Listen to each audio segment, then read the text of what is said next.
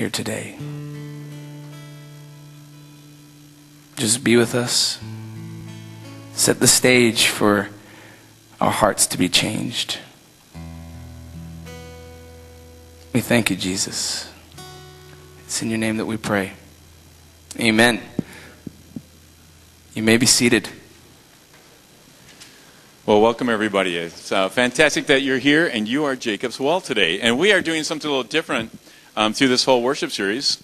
And we are looking at really creating a 6-week conversation. And that means we need your help in it. And we'll get to that part. And what I really want to do is explain what your part is going to be. Okay? And we're talking about IMUR. I am. Jesus said, I am. A whole lot of things. He said, I'm a lots of different things. We're going to try to figure out what that's all about. But he also said, then, therefore, you are certain things. And so, how do we figure this out? What does it mean to follow Christ? Who is he? Who did he say, I am? And who does he say, you are?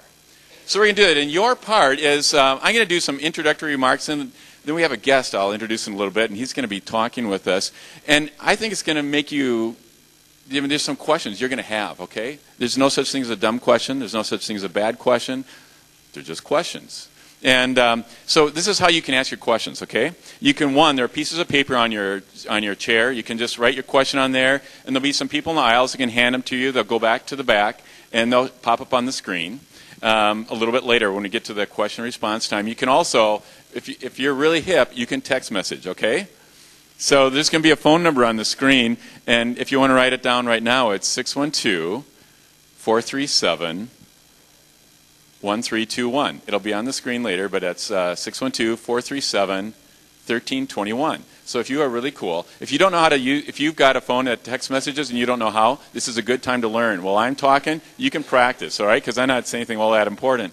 But just find the menu, and then you'll find messaging, and then under that there'll be a text messaging, and then you pop in the phone number, and then you just do the message. You know how it works? Like the B key says A, or the 2 key says A, B, C. If you push it once, you'll get an A. If you push it twice, you'll get a B. Push it 3 times, you'll get a C. And you don't have to worry about spelling right. They'll correct your spelling before it goes on the screen. All right. If you don't know how to backspace, don't worry about it. Just pluck it out and. Text message that up to there, and it'll come up on the screen for us. So it's a great anonymous way to ask the question you've always been wanting to ask. If it's really a bad question, we'll just pretend it didn't happen. Okay, hey, I want to just spend a minute giving us some perspective, because one of the first things that Jesus says is, I am the light of the world. And that is an audacious, claim in our world, because there is a lot of darkness out in the world. I mean, half of the world right there in that picture is in the darkness right now. What does that mean? Light and dark has been used as a metaphor forever by all kinds of people. And I thought light and dark was pretty simple. I had a handle on it for years. And then I read the Bible more carefully, and I realized Jesus goes deeper than even that. So I had to actually do some study to figure out a little bit about this. But one of the first thing we learn is that God likes light. God likes light. And we find that in the very first verses of the Bible talk about how God created the universe. How God created the universe. It's not meant to be understood scientifically, or even as real history. It's telling us what was God all about. And the first act of creation is this verse here, and you can read that. It's at the top of your outline. Read that with me. God said, "Let there be light." And there was light. God saw that the light was good and separated the light from the darkness. That's on the back of your Sunday paper, by the way. There's a message outline that you can follow along with. And God separates. See, God wants light in our world. And God looked at a world of darkness, and this is God's job, separate light from dark. Because God knows that darkness is it's a hard place for us to be. It's a hard place for us to be. So God wants to separate light from darkness. But the fact is, we have darkness in our lives. And it's just a lie to pretend that we don't. We do have darkness in our life. Now, this is the big step here. And I'm running through this all really, really quickly. But when Jesus came into our world, what he is saying by saying, I am the light of the world, is that he's saying that because of him, because of Jesus, light over darkness is a done deal. Light will win. Light wins over darkness. Now, it may seem like a little bit of a naive comment. I mean, We find it right away when John in his gospel, when he writes about the life of Jesus and who Jesus was, the very first thing he says about Jesus, he refers to him as a light, and he says, the light shines in the darkness, and the darkness has never put it out. The darkness has never put it out. 2 weeks ago, we met here and we looked at the death of Jesus and his crucifixion. And one of the things that we noticed was the last thing he said before he died is, "It is finished." He wasn't talking about his life. In fact, that word "finished" would probably be better translated as "it is completed" or "it is fulfilled." What is it? What is fulfilled? What is completed? It is a battle between light and dark. That's what is completed. That is what is fulfilled. Because of Jesus, light over darkness is a done deal. Now, that may not be how you see it, may not be what you think, what you believe. I'm just telling you, this is the biblical perspective. This is what Jesus is trying to help us understand, and we're going to be unpacking here a little bit today. Now, a lot of people get hung up right there and say, well, Jesus said, "I'm the light," and that, light has won over darkness, but I look around the world, and that proves to me that God doesn't exist. And that's not what the Bible's trying to claim. The Bible doesn't say the darkness is all gone yet. No, and in fact, what the Bible claims, and what I have experienced in my life, is that this is where I find God. When I go to my darkness, when I go to meet another person in their darkness, that's where I find God. That's the front lines. That's where God is very, very present, helping light win over darkness one more time. That brings us to the next point, these 5 very important components about understanding Jesus as the light of the world. And this third one is that living fully in God's light is part of the future.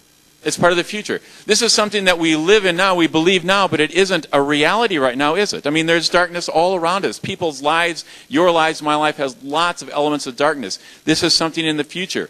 Our faith in it is not something that we experience now so much. It's something that we are looking forward to. It is like an inheritance that we know that belongs to us, but we have not yet received it fully. This is a wonderful verse, if you want to read these along with me, from 1 Corinthians 13, from the Message translation. We don't yet see things clearly. We're squinting in a fog, peering through a mist, but it won't be long before the weather clears and the sun shines bright. We'll see it all then, see it all as clearly as God sees us, knowing God directly, just as God knows us. Living fully in God's light is part of the future. And that means that we live in hope. I mean, if hope is something that we already know, it's a certainty in our past, that's not hope anymore. That's just plain knowledge. We live in hope because we live because of something that awaits us in the future. And this is the audaciousness of following Christ. That we would not only believe with our heads something that we can't always see with our eyes, but we would trust it with our hearts, and we would actually live it out in our actions. We would actually live ways that we cannot verify with what we can point at in the world around us. Because God has given us the conviction that is true, not the certainty. Let's look at this Bible verse from Hebrews 11. Now faith is the assurance of things hoped for, the conviction of things not seen. Last week we talked about the difference between certainty and conviction. God gives us conviction even when we do not have certainty of this hope, this light that always wins over darkness. And that brings us to the last component of what this means. See, God, or Jesus, didn't only say, "I am the light of the world." Jesus also said, who is the light of the world? He said, you are the light of the world. Each and every one of us are the light of the world. We have a quote from Jesus here. I invite you to read this with me. You are the light of the world. Let your light shine before others so that they may see your good works and give glory to your Father in heaven. I am, you are. What Christ is, we also are. Why? Because we are the body of Christ. We are Christ's presence in the world today. And there are lots of ways of being that kind of light. That light is sometimes a candle, which is exactly what we need. Other times it's something a little more drastic.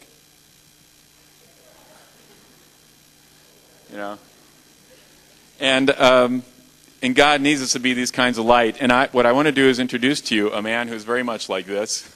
Sorry, he won't be able to see you now. I just blinded him. Mark Peter Lundquist. You want to come on up here?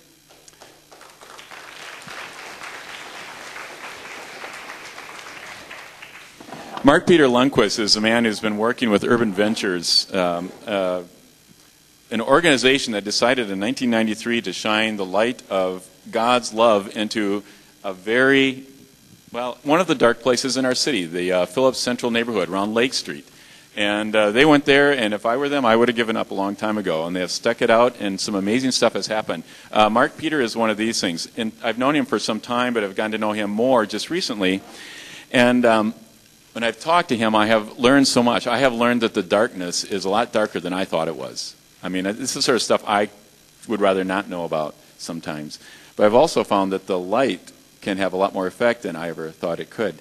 Thanks for being here, first of all, Mark Peter. Good to be here. Yeah, good. And my first question for you is simply, what drew you to the neighborhood? What is the darkness? What's going on there? And why did you go to Lake Street? When we talk about this kind of stuff, maybe it's sometimes when you talk about the dark, it seems really dark. And I don't mean to use the dark as a way to, create sympathy or empathy or something like that. It's reality. What we did is when we chose that area on just off of 4th Avenue and Lake Street, the whole block was empty. Every single building was boarded up. No one lived there. It was known as Crack Avenue. There's more crack cocaine sold on that street than any place in the upper Midwest.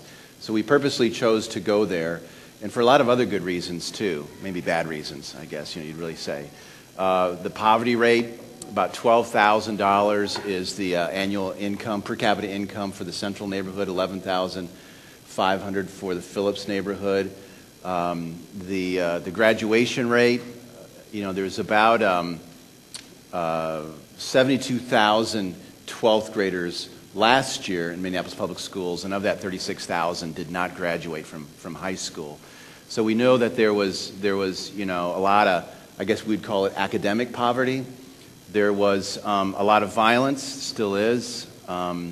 There's besides the poverty, what we do is we gauge poverty in terms of how many kids are eligible for free and reduced lunch. So to give you an example of that, Anderson School, which is in our neighborhoods, 97% of the kids at that school get a free or reduced lunch. Okay? And you compare that with Edina, it's 8%, or Minnetonka, 4%. So, we kind of bring these things together, and that was our reason to go there. We wanted to go into a place where we could make a difference. And we've made a difference, but there's a lot of work to be done. I had a kid in my car this week, and we were talking, and we are building a high school, a Jesuit high school, that's going to be open this September. And if you make too much money, then you cannot go there. It's for a family of 4, you have to make under $34,000 a year. And so we were talking, and his name is Kiwan, and I said, so we're going to be going to high school. He said, well, I'd love to go to Cristo Rey. That's the name of the high school. I said, why? And he said, because I want to feel safe. And I said, why don't you feel safe? He says, because of all the gangbangers at school, all the violence at school, I just would love to go to a place one day where I could just learn. So those are some of the reasons of why we went to where we are and why we do the things we do. Mm-hmm. And you're, again, and when we talk about people that are in darkness, that's something that covers all of our lives. It's not exclusive to a neighborhood or a group of people or anything. But there's some people that are really having difficulty with it. I know you told me a statistic of some kids, 8th graders or something, and asked what they wanted to be when they grew up. And when we did a survey, we asked all of our 8th grade kids that we work with, what do you want to be when you grow up? We got a number of replies that said, I want to live to be 21. We never kind of expected that. We thought of firemen, policemen, but they want to survive. So what do you do? I mean, this sounds tough. I mean, kind of place I'd want to avoid, but you decided to go there. Yeah, I think, there's a Bible verse that I change around that is, yea, though I walk through the valley of the shadow of adolescence. And we all kind of know that, we have. And the only way you can really make a change in a kid's life is you love them into changing. And love them into changing is not a sentiment, it's not a feeling, because a sentiment or a feeling doesn't change anybody. It's an action. Love is a concrete action that means you got to be involved in a kid's life. And I think that when you do that, you actually start to become the answer to your prayer. You are your prayer's answer. We don't just sit around and say, God, do this, do that, change this person's life, change this community. You know what? You're the answer to your own prayer. So that's how we do it. We have a saying here at Jacob's Well that we hear pretty often. That is, we pray for miracles and God sends people. Yeah. And quite often, you're the people God sent. Yeah. So how do you go about this? I mean, this is obviously an enormous job, and it's not a matter of just giving some handouts or the soup kitchens, the places for homeless people to sleep are really important, but obviously those aren't answers. Those are what do you do, and how do you start tackling this problem? We developed a theory of change. If you kind of think about your own life, how have you made changes? What has been about your life where it's brought you to go from this to that? And our theory of change involves 4 H's. It's not science, but I think it's good community work. The first thing is heart. Everything begins with a transformation of your heart. A kid needs a moral compass. We all need a moral compass. There's got to be a regeneration. There's got to be a change there. So that's what we go after. The second thing we do is we go after head. It's one thing to have, there's a lot of people on Lake Street, Chicago, they know a lot of Bible verses, but they've never, and they're using, or they're selling themselves, but they've never graduated from high school. So you have to include the head. You have to get them graduated from high school. So it's heart, head. The third H we deal with is hurt. We have a lot of kids that have seen a lot of things they shouldn't have seen. A lot of things that have happened to them that they have not invited to happen to them. We have kids that have their mothers bring home Johns to their house. We've had girls that have seen their mothers shot on their living room floor. Have kids who've seen their fathers shot on the curb. We have some of our refugee kids who have seen family members have their limbs chopped off in refugee camps. So how do you make it? Hurt really impedes you to the next step. You can't be thinking about Benjamin Franklin or the Constitution if you've got all this hurt going through your head. So we try to heal the hurt. And the last thing is hands. And that is we want to have a kid, to actually give back. We don't want them to be in a perpetual state of receiving, but the goal is to see them one day giving back. That's our theory of change. I think it works. That's pretty amazing. Just quickly, too, you talk about the different levels that you work with society, with the individual and the family. Can you just tell us a little bit about that? And then the social change, individual, family, the different units or levels of units that you work with? Just like practically what we actually do? Well, our big thing is kids, families, and economic development. So with people development, we do Urban Stars, which is a lot of athletic programming. We do Learning Lab, which is a lot of after-school academic programming. We have a thing called the Urban Hub, which is a recording studio and skateboard area, our mentoring program. Families, we do parenting classes for about 2,000 parents. We have a group called Mad Dads. I don't know if anyone of you seen Mad Dads doing street patrol. We actually send them out 4 nights a week. They're all ex-gangbangers, and they recruit these parents right off the streets, put them into parenting programs. People's Exchange, which is food, clothing, furniture, emergency assistance.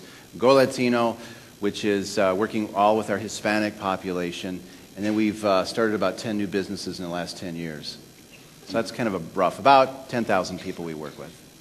Right, and if you've never ventured in that area around 4th and Lake Street, go there sometime. I mean, you may have the impression too that's all boarded up buildings, but go see the transformation that's happening. High school that's being built with some help from Colin Paul, and just some amazing things happen. When you go into dark places and just refuse to give up and say, no, light can be shined here, things can begin to happen.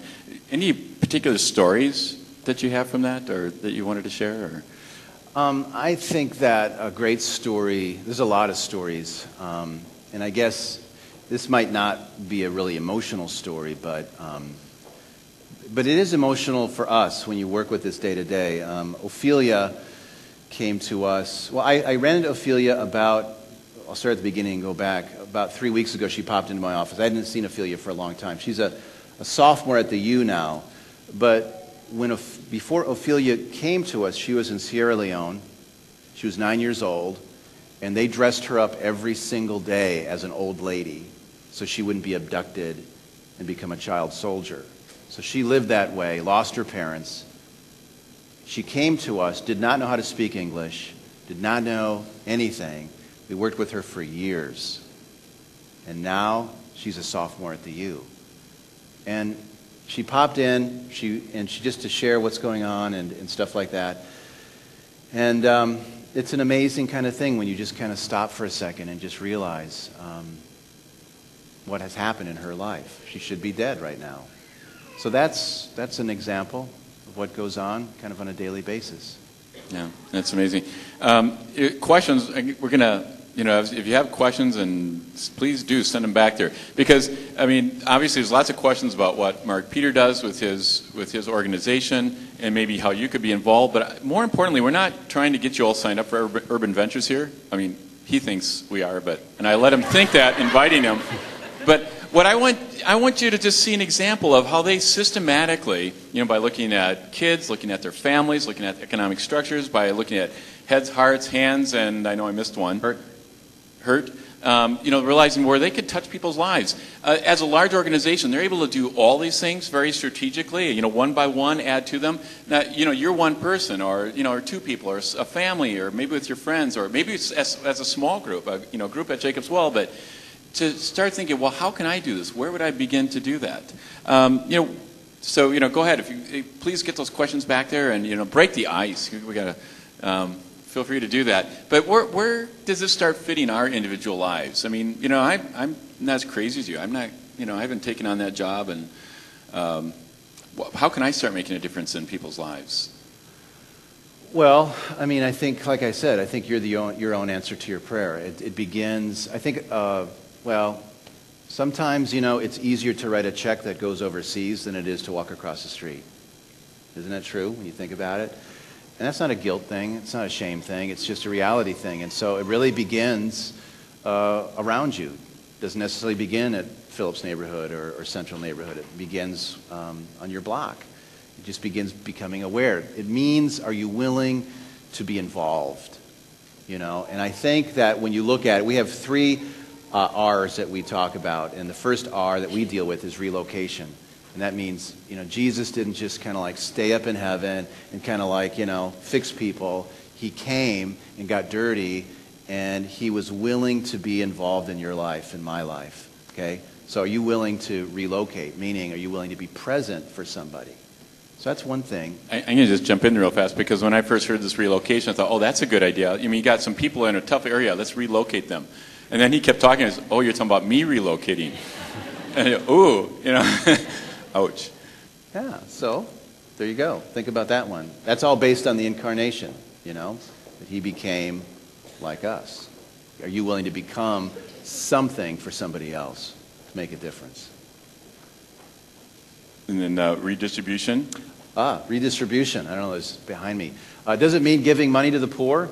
The fastest way to get money back into the hands of the rich is give it to the poor. It just goes. So what we want to do is, if you're an accountant, teach budgeting to people. It doesn't matter what your profession is, what your ability is. That is redistribute the wealth of your experience. And then the last one is what? Reconciliation, which obviously is, if something has happened vertically, then something better be happening horizontally. If you've made it right between you and God, then the proof of that is that you're making it right between, people down the street and stuff. Yeah, if it's not, then it's not real. Then the vertical thing isn't real. That's something we believe in real strongly here. I'm convinced that the more and the more closely and the harder we look at God, the more we see our neighbors. Yeah. And you can't have it any other way. One question that came up to me actually I've been asked this probably at least once a week, and it's probably because of our location we're here on 46, but what about the signers, on the freeway? How many of you drive by a guy with a cardboard sign on a freeway entrance periodically, and they're all, desperate, need work, whatever, and you don't know what to do? Should you give them something or not? And I think, and this is not to slam anybody who gives, $1 to the signer people. I think there's a big difference between charity and justice. If you start thinking about that and you unpack that a little bit, sometimes giving $1 to that person means more to us than it does to them. You know what I'm saying? It means more to us in the fact that we are doing something, then it really means what they're going to do with that dollar. And that's something to think about. I think what we are so conditioned at Urban Ventures is we think about outcomes, okay? What really does that dollar go to producing that you can actually show behavioral change in a kid's life? So if you want to do charity, that's fine. You know, people, some people need that. But if you want to not, you do not have to not feel guilty if you don't give $1 to a signer person and you want to invest your money into organizations that, well, I saw this thing in the bulletin about the $197 that the kids raised to go to, you know, clean water or the water that will, yeah, affecting 197 kids in Africa. Now that's an outcome. And personally, that's where I would invest my money because then I know where it's going. I know what it's doing. I know what it's producing. And that's not charity. That really is a form of justice. Justice is really seeking to make the playing field level for everybody. So by giving $1 to a signer, not slamming the signers, is that making the playing field level? I don't know. Something to think about. Another question that, oh, Rob's got one. Yeah. With the high school that you're hoping, is it going to be something that is going to be religious or spiritual as an equal component to the academic, or how is it going to be different from what Southside offers or other Minneapolis high school? Yep. It's the high school, Cristo Rey High School. How is it different, you know, from South High School? Is there going to be spiritual, religious components to it? Stuff like that. The Jesuits are 450 years old, and this is the first time in their history that they've made a partnership with an organization that's not Jesuit. So it's kind of a big deal for them. It's a big deal for us as well. The big thing about Cristo Rey is, one, it's kind of like giving a private school experience, like a Cretan-Durham Hall, to a poor kid. So that's justice. That's leveling the play. Why can't a kid who really is motivated and whose parents work in 3 or 4 jobs just to, you know, survive, why couldn't that kid go to Benilde or to a Breck or, you know, something like that? So we're doing that for them. So it will be highly academic. They go to school 4 days a week. On the 5th day, they actually work in a downtown location. They'll work in a law firm. They'll work at Deloitte & Touche. They'll work, it's not like going to McDonald's to work, but they actually are involved in a corporate setting, so they kind of get used to that and exposed to that. Chapel is provided. It's not mandatory. It is spiritual, you know, but it's not something that is a requirement that they're going to really hammer away on kids. And it's going to be small, 125 kids per class, 500 kids. Go ahead, Darwin. Why isn't this idea being promoted to public schools so that the public schools become most places for all kids to have those kinds of opportunities? Why isn't that kind of promotional ideas happening in public schools? Yeah, that's a good question. You elect them to the school board. Yeah, we really work a lot with public schools, with Minneapolis Public, with Green Central, you know, all the schools in our neighborhood. Minneapolis Public really knows what we're doing with Cristo Rey. They're supporters of this. They don't see this as being a, you know, if you think about it, they took out Central High School. That was our high school. So really, when you think of that neighborhood, there's no high school until you get to South, or till you get to North, or till you get to Washburn. So it's this huge kind of hole. And when they took Central out, a school is always kind of the soul of the community, small s, isn't it? So, you know, there was football games, there was homecoming, all that stuff is gone. So I think what we're trying to do, which is a big leap, you know, for a huge Minneapolis Public, is to really try to bring community back into school. And it's a great concept, and I think we'll achieve it. But sometimes you have to go smaller to achieve that. I'm going to jump here to the screen. And the one, how can I get a job at Urban Ventures? Talk to Mark Peter afterwards here. I'll make him hang around for a little while. The top one, what if I can't feel hope right now? And, you know, you might have something to say to that. Let me speak to that too. And, you know, hope is believing, trusting, living as if something is true that we can't see. And when you are in the darkness, you aren't the person to see it. That's why we are community. That's why it's a difference between having a relationship with God and being part of a community that is in relationship to God. Because when you can't see the dark, when you can't see the light, then you need me beside you to see the light for you and point you to it. And hold your hand till you can see it again. And likewise, when I'm in the dark, I need you to do that for me. And it isn't one or the other for any of us. All of us have light and darkness, and we all have to be together. We all have to help each other see it. When I have no idea how to be the light, in a dark place, then I've got, Mark Peters said, well, Greg, these are ways that I could help you be effective. This is a way I can help you not only see light, but, show light to other people. That's where I go from. But how can you see it? I don't know. If you don't feel, like you're in that light right now, this is a time to gather with people. I don't know where you will find it, but don't try to find it all by yourself. I think there's different faces of poverty, and I think that person, you might be in a place that we'd call spiritual poverty. Poverty is not always just bloated bellies and flies, going around your eyes. You have to look for poverty as it presents itself to you. And to us, spiritual poverty equals a lack of hope. A lack of hope a lot of times leads to a lack of conscience, meaning you just don't give a damn anymore. You just go and get hammered or whatever. So you really have to kind of back off from that. And how do you address the spiritual poverty in your life? And sometimes it's not by receiving, but it's by giving.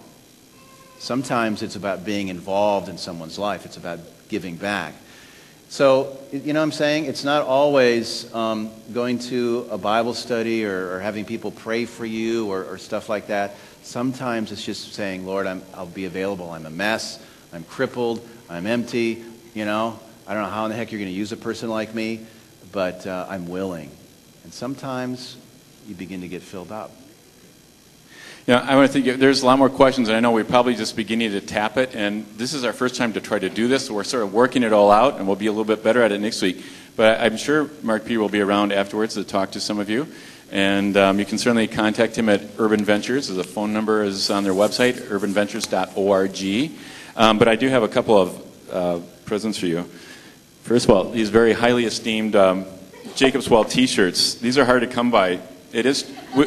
We do give one to we force every first-time visitor to take one. I happen to know that after he decided to speak with us, he went outside and his next-door neighbor came out with one on. So, a good trend. And then in the tradition of the National Press Club, we have a Jacob's Well mug. Yeah, don't turn on the side where it says Bethlehem Lutheran Church crossed out. But I wrote Jacob's Well on this side. Very beautiful. Thank you. So, thank you very much. All right.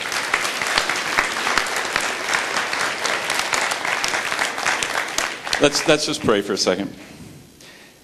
Dear Lord, we just begin to tap this and start thinking about what it means that we live in a world where darkness seems to cover things over, but yet we need to believe in light. And we need to be light, and we need to seek light. And how that happens, how we can be it for others, how we can find it for ourselves is so difficult. And we thank you that you have given us people that are spending their lives that can show the way and we can follow. We thank you for giving us a community that can be with us and support us in doing that. Open our hearts and help us to see how we can be your light for others and how we can receive your light within us. And help us enjoy this song that reminds us so much of the light you have to give us.